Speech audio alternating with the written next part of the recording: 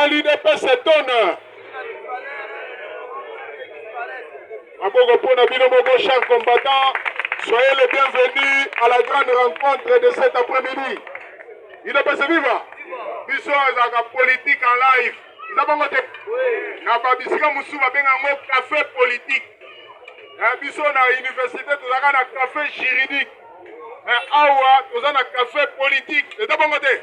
Chaque jour qui passe, nous avons des actualités auxquelles nous cogitons. UDPS viva! Et dans français, lingala présent moko. Oui ou non? Aboko pona bino moko chers combattants de lutte.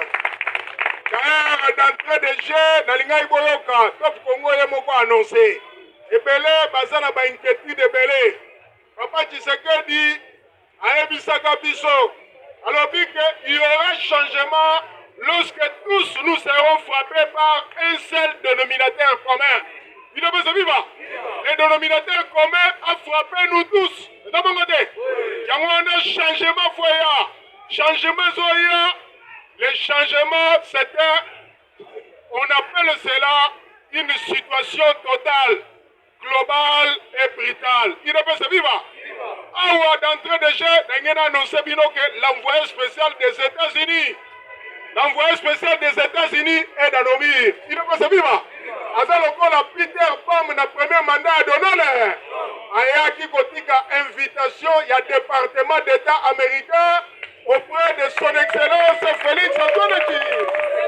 Il ne peut se vivre. Et dans sa mamala mouto ya Esengo. Aboko pour la vie de mon cher combattant. Donc, au Monique Namon, président Félix Azaki, troisième personnalité du monde à avoir félicité le président américain pour un retour dans la Maison Blanche. Pour cette fois-ci, Azapé, troisième personnalité du monde à être reçu dans le salon ovale, il y a Maison Blanche dans Washington. Il n'est pas vivant. Ayami Volodymyr Zelensky, Ayapé beaucoup dans président en Russie.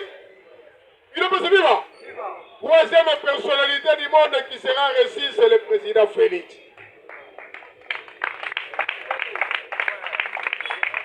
Il n'est pas vivant. Mais bon, qui peut sonner dans l'arme top comme moi et ici, non. Alors, dit que dans l'entretemps, pendant que par consultation ont continué, la UDPSP, on procède aux arrangements. Il n'est pas vivant. Est-ce qu'il y en a pas aussi? Et ça, on Congo a rapporté biso lelo na Congo. Et l'ingolo baké, solution au sommet de l'État, le gouvernement, mais UDPS en tant que parti au pouvoir, peut faire coûte en un arrangement. Le président avait ordonné à l'équipe de l'intelligentsia à diriger l'enquête au sein du parti. Ils avaient trouvé les rapports qui avaient été soumis au chef de l'État.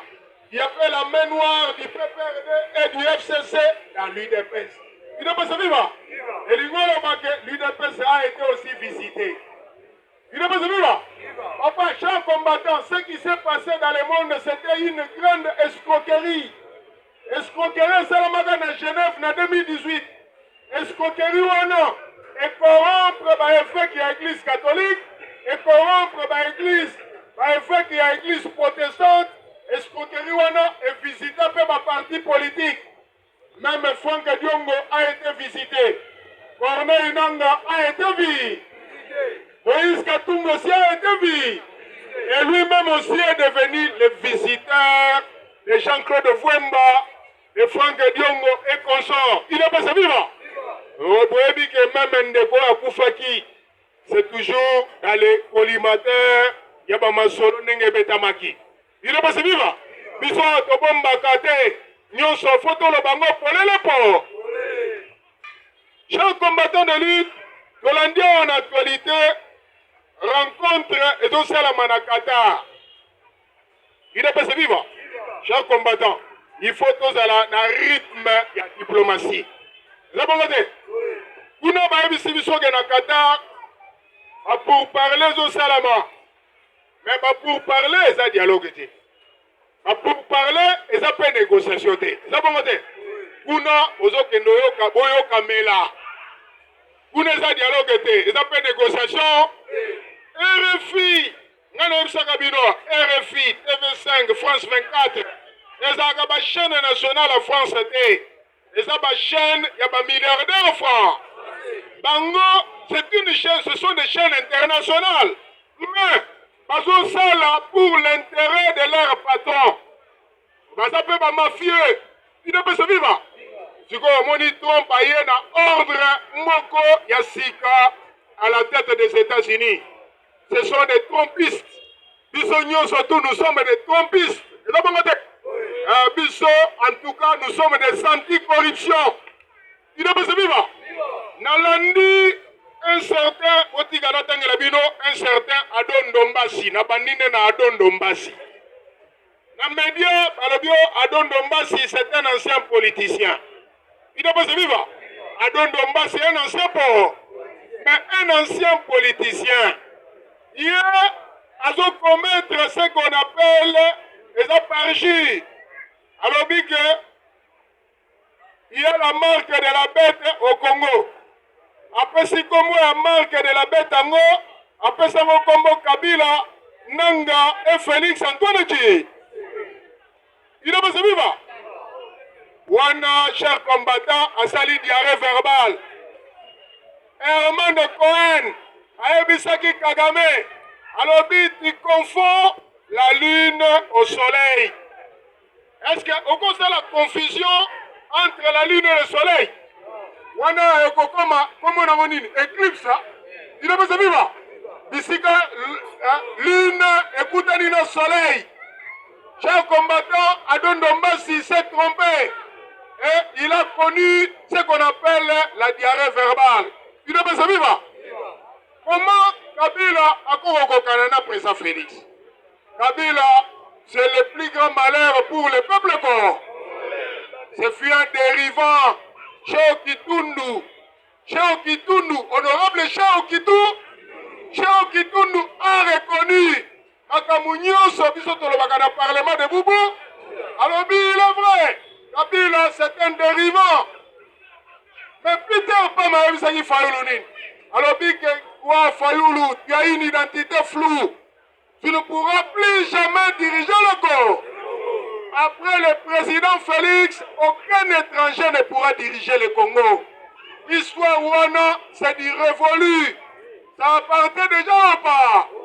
Tu ne peux se vivre. Moutou Onyo soit une identité floue à quoi qu'il soit diriger le Congo. Le Congo, pour comme un Congo don béni. Au Koyamba hymne national. Il faut être à la caca congolais. Et c'est pas moi. À la 100%. Et puis à la incorruptible, le corps à son excellence Félix Antoine Tchi. Le bataillon Maboko Bakassi chaque combattant.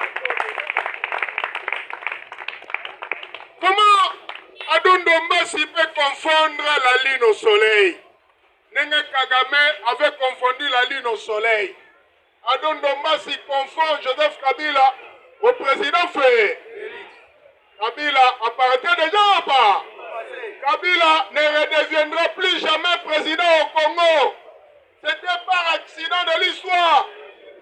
Nous ne sommes pas une monarchie. L'aurait désiré Kabila Koufi, pour faire succéder à Joseph Kabila, soi-disant son fils légitime.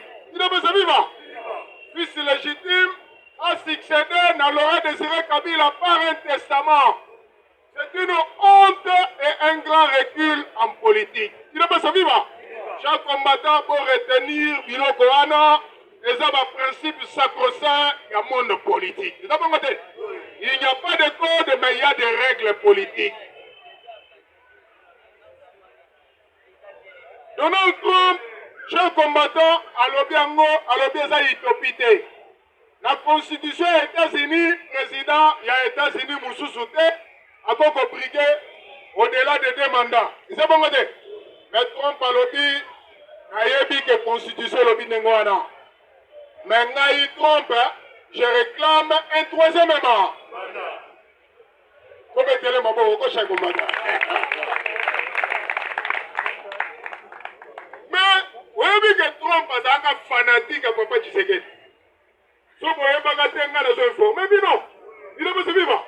Papa, on a bête Non, c'est du traditionnel et identifié.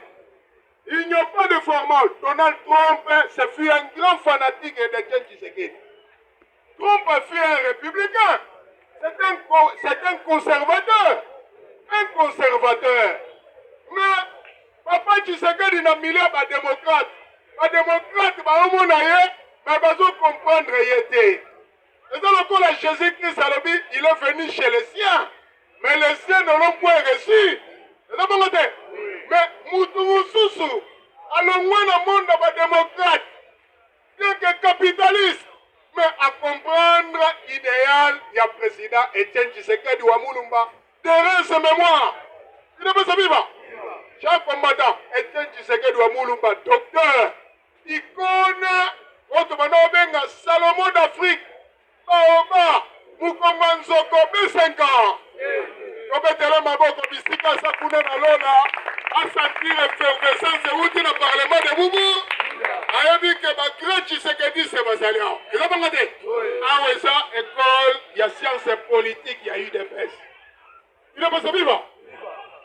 Cher combattant Donald Trump alobi je mérite un troisième mandat pona nini otunanga pona nini parce que Trump avait connu un grand retard. La vision à cela qui n'a pas de monde. Arrivé à Joe Biden et fait ça qui retard la politique de Trump à ça qui n'a pas. Pour réussir il y a mot.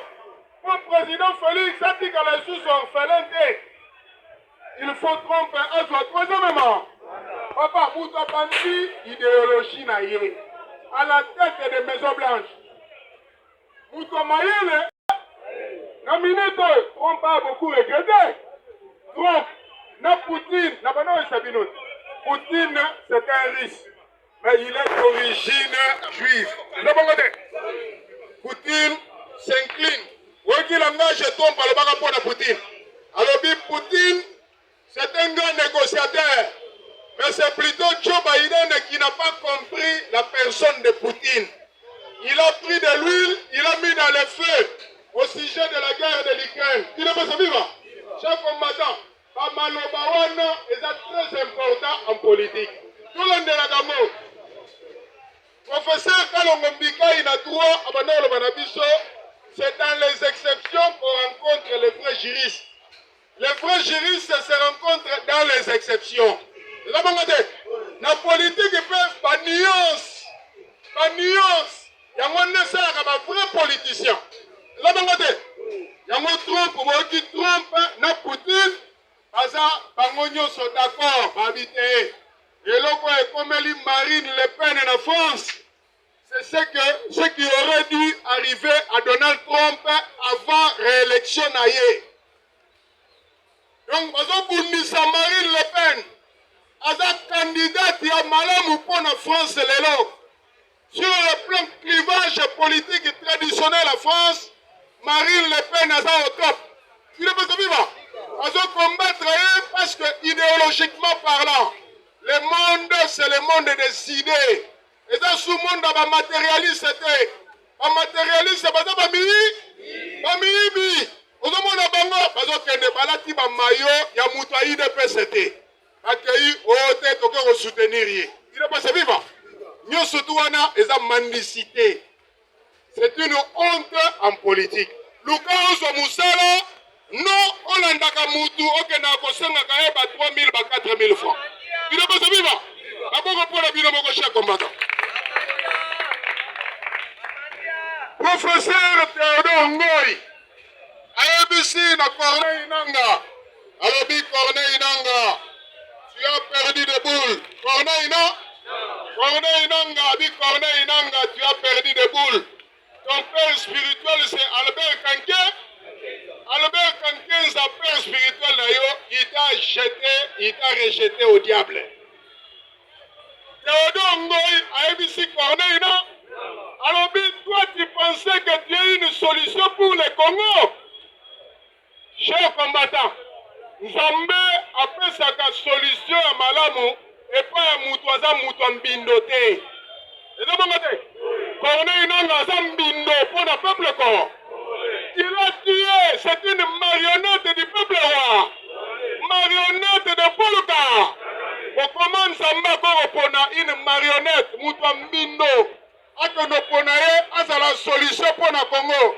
Sur ce point-là, le pasteur Théodore Ngoy, l'ancien candidat malheureux à l'élection présidentielle, a tapé du poing sur la table. Il a bien dit, il a bien conjugué son verbe politique au présent. Il a bien dit, on m'a dit jonction, on m'a dit bisiga ba vrai politicien ba kutanaka. Na ba poana. Il a bien dit, président Félix Azan a besoin de conjugaison. Choc décidé, Jaïla. Du choc décidé, Jaïla Libère. Chers combattants, la politique n'est pas donnée à tout le monde. Papa, tu sais que dans le bac, si tu ne comprends pas la politique, tu peux la comprendre à travers le signe dit. Mais si par hasard, le signe du temps ne vous révèle rien, chers combattants, eh bien, Papa Tshisekedi vous dira, rentre à la maison, va demander le peigne à ton époux, Sengali Pouta et pas moi sinon, Nathalie Pouta, Vanona, comment chez vous, vous pouvez les gars qu'on Samako, Maboko pour le bureau de chaque combattant de l'élite.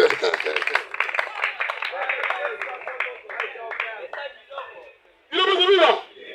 Évêque catholique, Balingi Koyokate. Il est venu là. On met chaque combattant. Tout le mélange, tout le mélange. Tout le mélange. L'homme m'a dit dans le bas du second moni Sahari. Au moni Ndoki Belelaye. Naki Congo. Ah, Moutumora a dit que Congo bien bête la bisongo. Les acteurs qui ngani. Il est venu là. Mais, ouais, papa, l'homme makada est manse moine na Kikongo ya solo. Il a demandé, oui, azagi mouton faux velé, l'homme makada azagi mouton faux velé. L'homme makada dit, alors baka bisoko monindo kisani. Pelelaye, continue les tenter. Il a demandé, biso, papa, président Félix, c'est un félin. Hier, abanga kandokité. Parce que mouton a ça élevé en dignité. Aza likolo makasi. Les sorciers, ce sont des apprentis. Professeur Kaké Zabano Benga Bango, ce sont des gens qui raisonnent les pieds en haut, la tête en bas.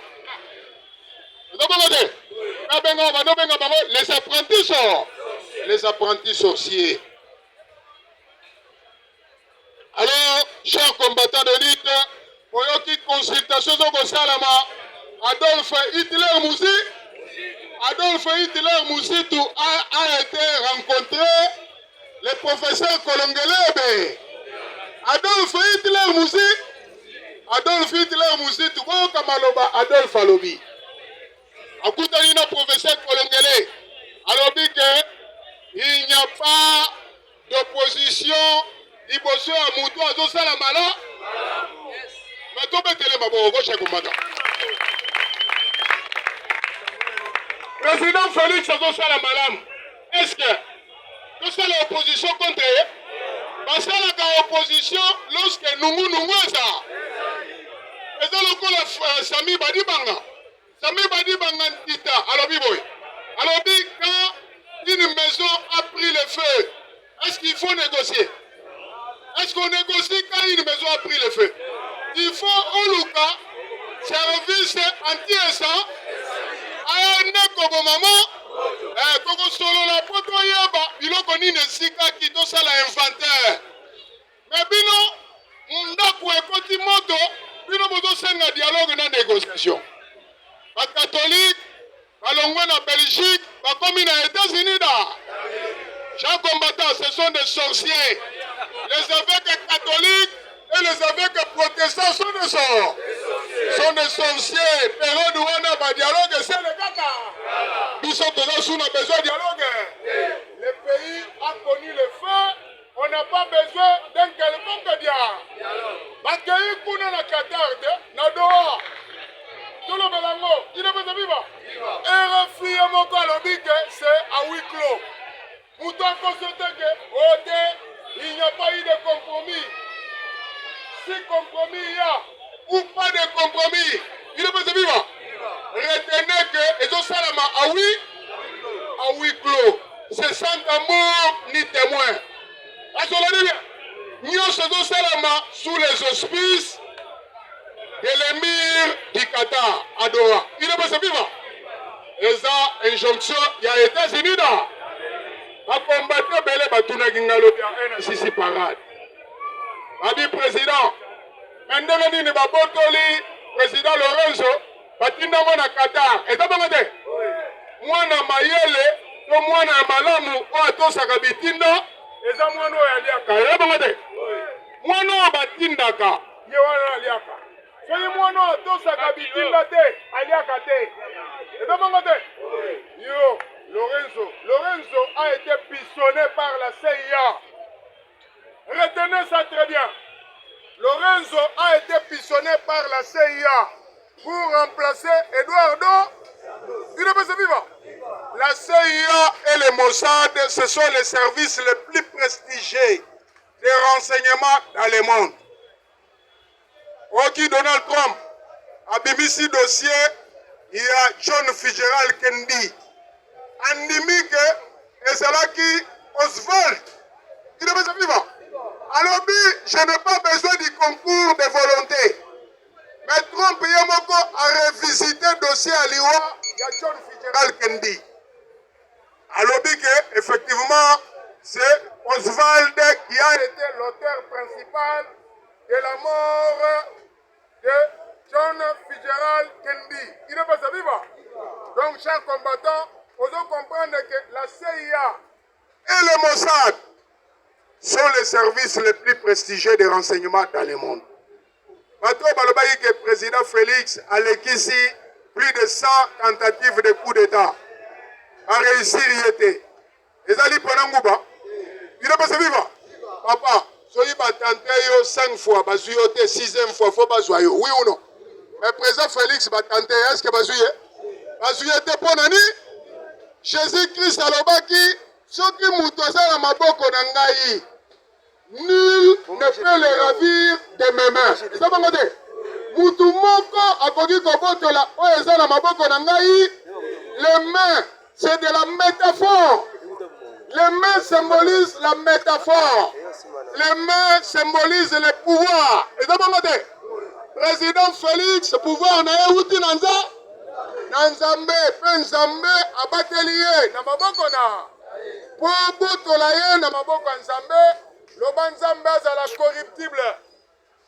Au réussir, président Félix, Moukolo Nzambe à cause de la corrompue. Au réussir, président Félix, Moukolo Nzambe à cause de la peau. Est-ce que c'est possible? Nzambe à la poignée. Nzambe va corrompre. Non, on va corrompre ça. Il est pas vivant. Alobaka, oh guerre, la guerre éclata au ciel. Le ciel, c'est l'harmonie. Il est pas vivant.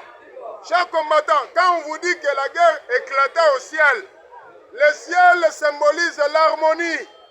Au ciel, la guerre ne peut pas éclater. Parce que le principe de Dieu, c'est le principe de l'harmonie. Président Félix, batantaki awa na inauguration ya laboratoire international agricole na Bukavu. Vous vous souvenez? Et d'abord, mes chers combattants, est-ce que besoin qui est? Tamouambassé frotter les mains. Alors, biga Essili, Amela Bameli Champagne, alors biga Tamouamba redevient le président intérimaire. A organisé élection anticipée pour Joseph Kabila, Azonga Souzuna pour. Il est besoin vivant. Mais est-ce que ça la magie? Bamoni na 18h30, président Félix Azonga qui? Combien de la président Félix Maboko Makasi, cher combattant? Yamona, cher combattant, vous devez comprendre des choses. Makamozo Kende Kitoko, Oyokipe, na Nyangesi, il est besoin vivant. La Nyangesi. Ba wazalendo, le wazawa. Ba wazalendo, bache ambiscade. Il a batotuna anga mingi minya. On est une situation à est. Nasina FC Bino que guerre à est, c'est Céline. Il ne peut se vivre. Guerre c'est Sili. Et Tigaline, par effet boule de neige. Et si là, pour vous comprendre, président Félix, a donc des États-Unis là. Retour naïe. Est-ce que vous avez un n'importe accueilli, mais à ce vous avez une situation, président Félix a commis le rôle à Mobutu, a commis rassembleur, après les consultations, a commis pacificateur, a commis unificateur du peuple. A tombé de la président Félix Mobutu.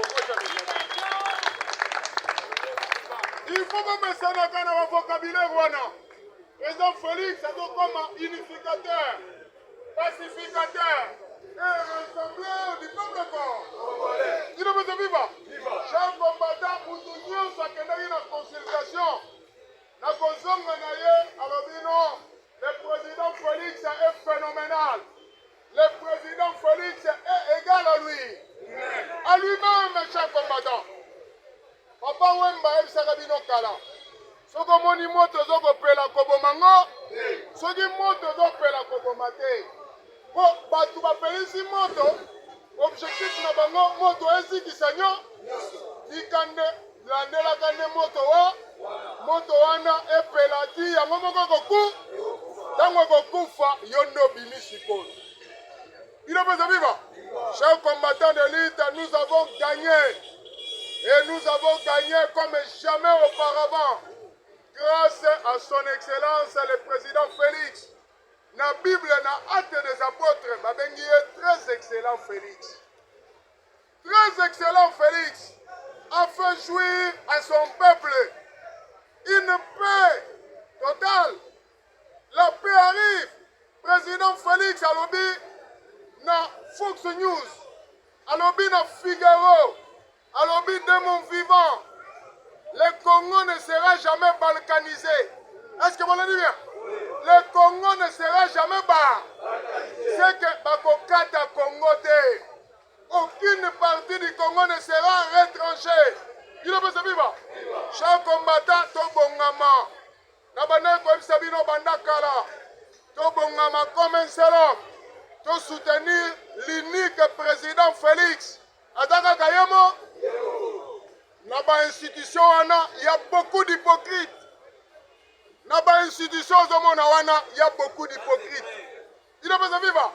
Au Assemblée nationale, il y a beaucoup d'hypocrites. Au Sénat, il y a encore beaucoup d'hypocrites. Hypocrites, il ne peut se vivre. Puis son peuple, ton mandaté Batouana.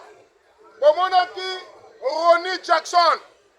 Un certain Ronnie Jackson. C'est un député national. Il ne peut se vivre. Et Belé a été farouché par ce Ronnie Jackson.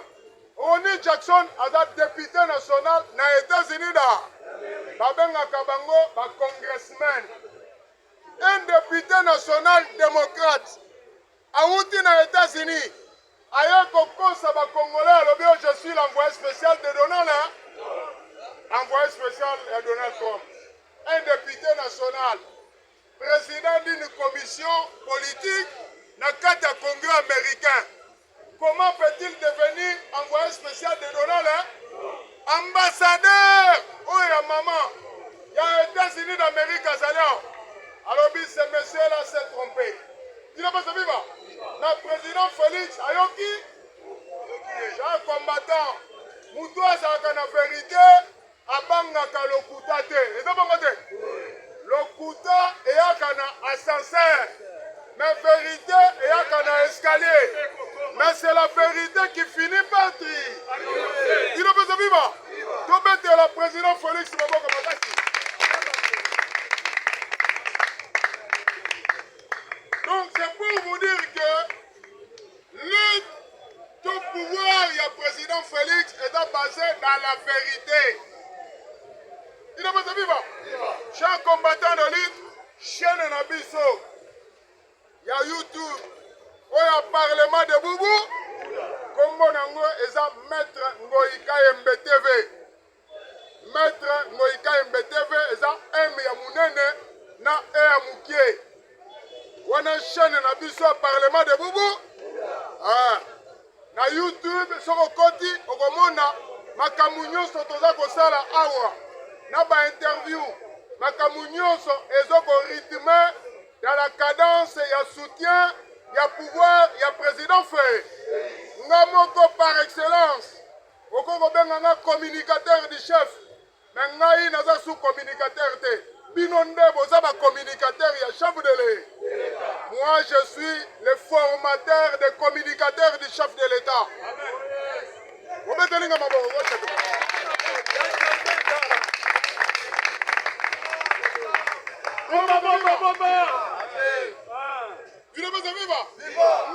formateur, il y a un communicateur et le chef de l'État.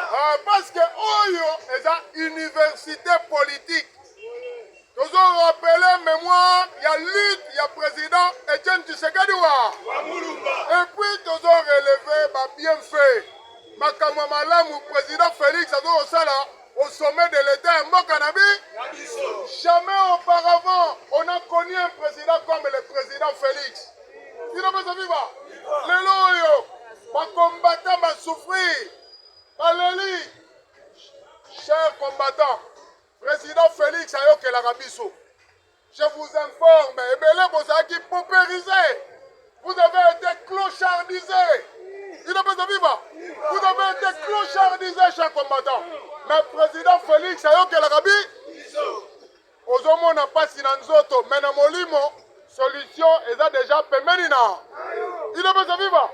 Donc, un seul an, année 2025, et année à Bola Moupona va combattre. Le malheur des uns fait le bonheur des autres. Ah, yo zaki na malheur, bonheur ya batumusu. Mais yo ozo koma na bonheur kalamingite. Et vous avez le malheur pour c'est de la réciprocité. C'est la loi de cause à effet. Olona ki malamu, okobuka mala. Olona ki mabe, okobuka ma. Maboko pona bino boko shako mbaka.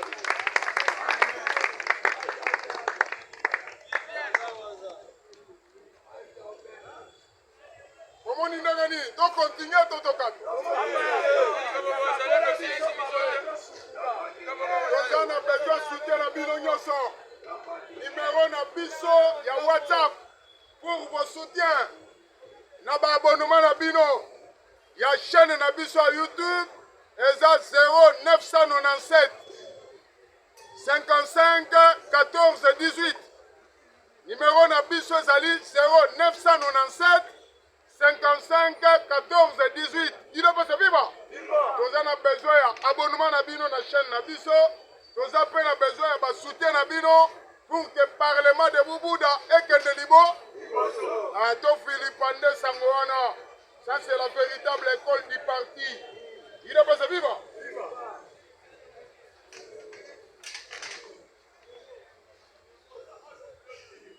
Nalinga ipe nalobela bino. Nalobela bino. Sango oyo oyokaki ya mama Eve Bazaïba. Aza ministre ya environnement, ministre d'État, ministre de l'environnement. Il ne peut se vivre.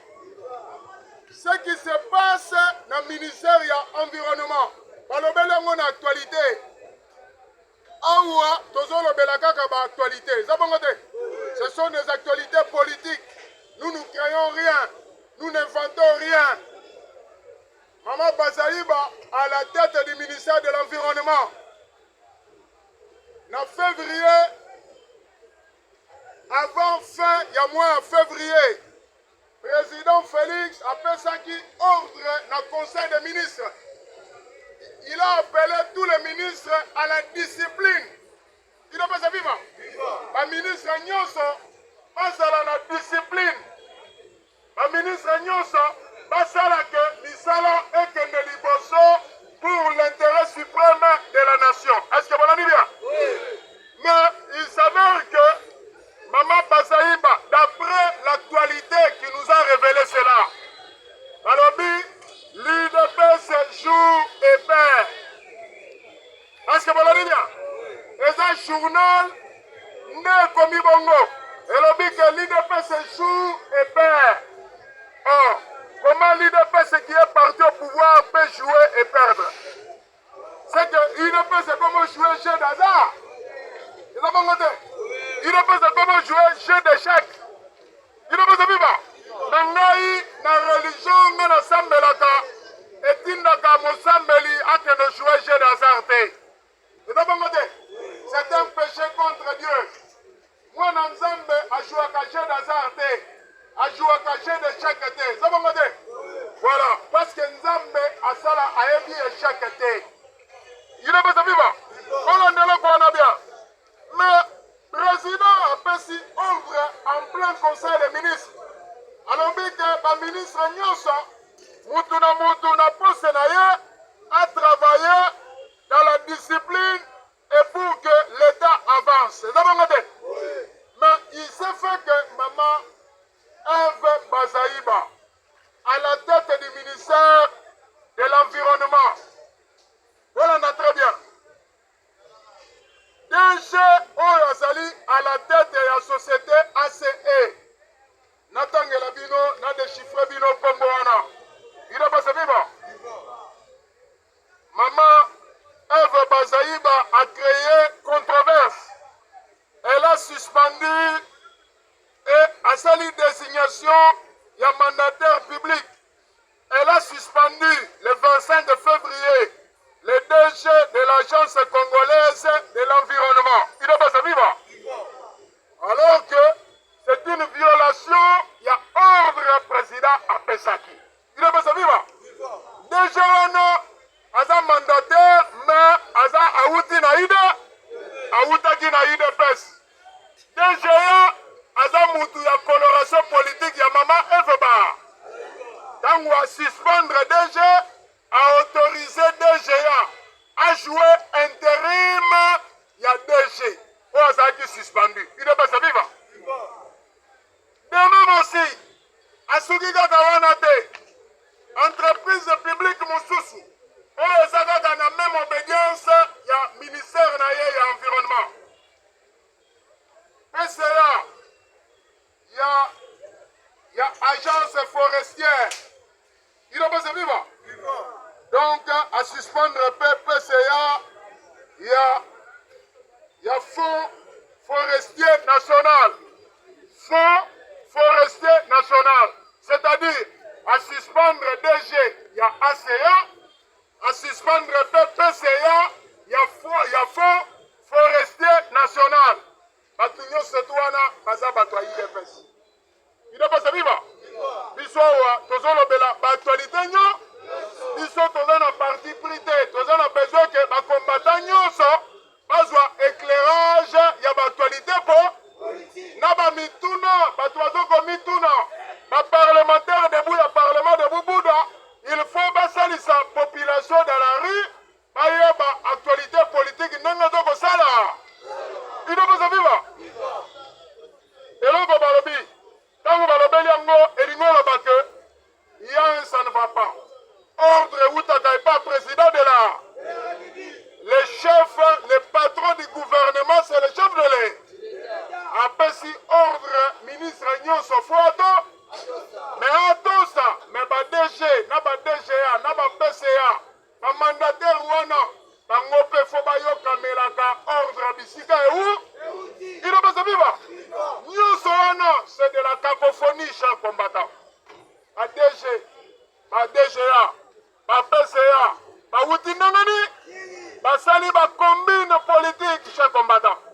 Pendant que les vrais militants sont là en train de croupir dans la misère, ils pouvaient embaucher d'autres combattants pour aller au travail. Il y a eu des combines politiques, il y a eu même la corruption, les pots de vin. Batouana va commis, Baïbi Moussalate, ils sont frappés d'inexpérience professionnelle. Il ne peut pas vivre. Ne est créé par Kokajam. Vous vous souvenez à l'époque de Laura de Sireka? Oh, Mouto Nani. Joseph Olengakoy. Azaki ministre des Transports. Est-ce que vous vous souvenez? Oui. À suspendre le DG à RVA. Oui. Mais Mouto Levaka sanction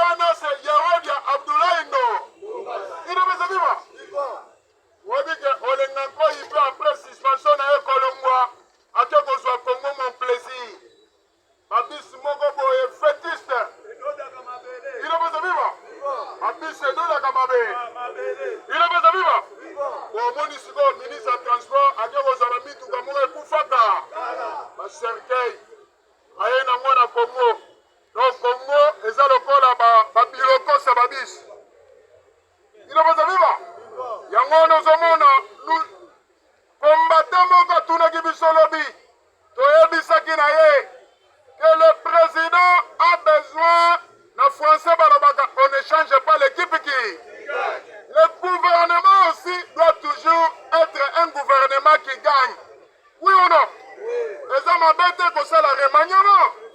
Les hommes abêtés que le gouvernement est bateau, il y a des technocrates. Il y a bateau basé en mesure, il y a qu'on gérer le ministère malade. Il ne pas vivre. Alors, chers combattants, vous avez déjà compris cette actualité-là. Moutoumoko, Azala Dérangete, vous êtes éclairés.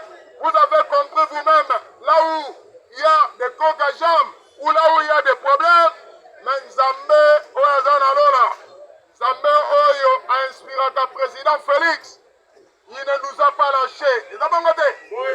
On rencontre deal. Oyo président Félix, ça c'est le président américain Donald Trump. Ça a été déjà révélé dans la métaphysique. Vous avez compris? Ils ont déjà révélé. Ezali Sangomala Moupona peuple corps. Président Félix accueilli, retourne. Il y aura la pacification à l'est du corps. Président Félix a comme unificateur, pacificateur et rassembleur du peuple corps. Situation à Est et sous contrôle du peuple congolais. Chômage, Tokobenganango Libé. Les Congolais, la société a créé dans l'Est. Congolais nyonso à cause de Moussala. Congolais nyonso à Okene Moussala. Congolais nyonso à cause de salaire à Mala. Bomoni, les policiers, les militaires, les sepeli. Vous avez compris? Les sepeli, quand on attend vous. Mais on est égalé les bosso avant le 30 juin. Salaire, ils ont comme un sous Mala. Et comme plus confortable. Mais on se fait les sous-soutés.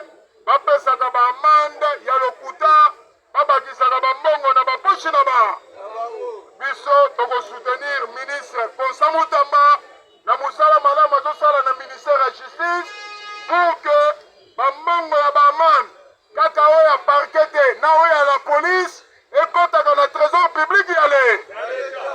Chers combattants de lutte, bon apoko lelo, je m'arrête par là. Je vous remercie beaucoup. Je vous complimente. Merci beaucoup.